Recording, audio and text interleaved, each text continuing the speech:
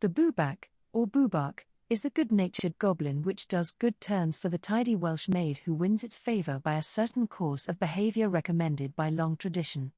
The maid, having swept the kitchen, makes a good fire the last thing at night, and having put the churn, filled with cream, on the whitened hearth, with a basin of fresh cream for the Bwbach on the hob, goes to bed to await the event.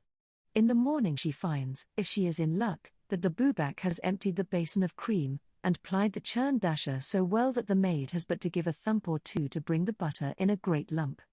Like the Ellyll which it so much resembles, the Bwbach does not approve of dissenters and their ways, and especially strong is its aversion to total abstainers.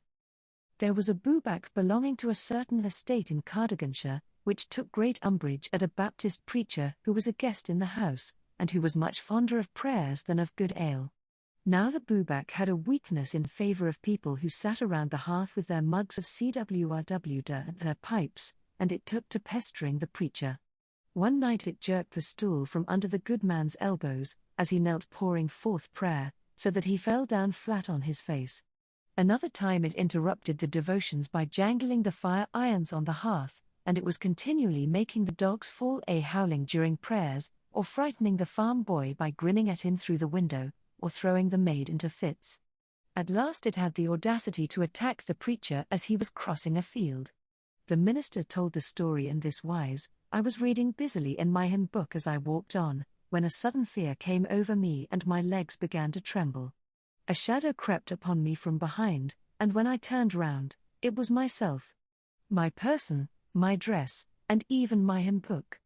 I looked in its face a moment, and then fell insensible to the ground. And there, insensible still, they found him. This encounter proved too much for the good man, who considered it a warning to him to leave those parts. He accordingly mounted his horse next day and rode away. A boy of the neighbourhood, whose veracity was, like that of all boys, unimpeachable, afterwards said that he saw the Bwbach jump up behind the preacher, on the horse's back. And the horse went like lightning, with eyes like balls of fire, and the preacher looking back over his shoulder at the Bwbach, that grinned from ear to ear.